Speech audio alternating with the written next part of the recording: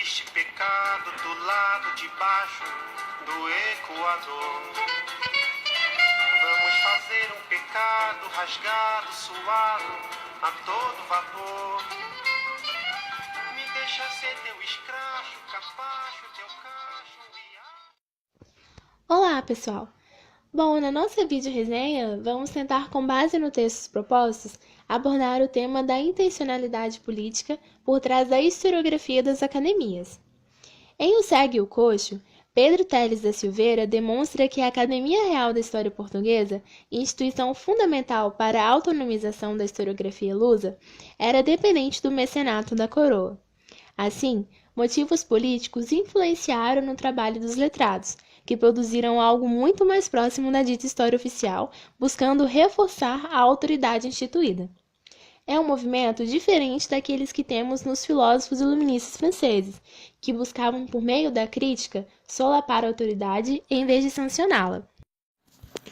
Em módulos anteriores de nosso curso, pudemos ver como um movimento semelhante ao da agremiação portuguesa ocorre no Instituto Histórico Geográfico Brasileiro.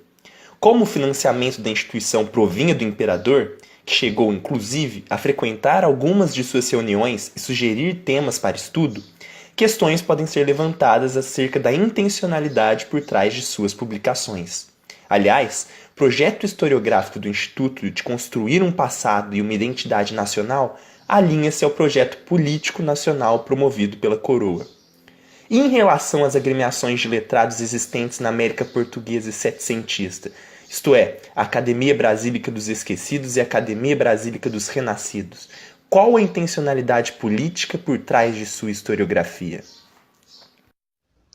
Iris Cantor afirma que na Academia Real de História Portuguesa, o uso da cronologia bíblica já não era dominante.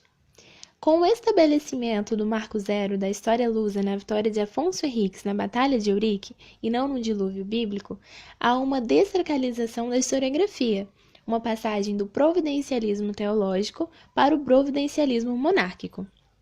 Nas academias brasílicas, esse processo de desacralização não ocorreu, havendo notável concessão aos temas de natureza religiosa.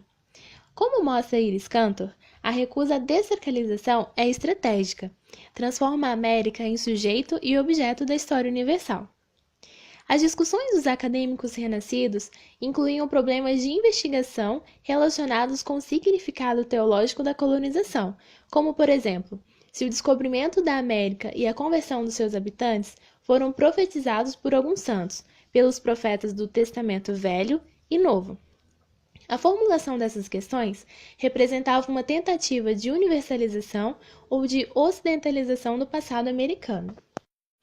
O empenho em transformar a América Portuguesa em sujeito e objeto da história universal justificava a manutenção e até a acentuação da linguagem teológico-política dos eruditos brasílicos. O desencantamento da historiografia luso-americana poderia representar uma subtração da experiência vivida na América, abrindo brechas para a reiteração dos estigmas da inferioridade natural e da degenerescência moral das populações americanas.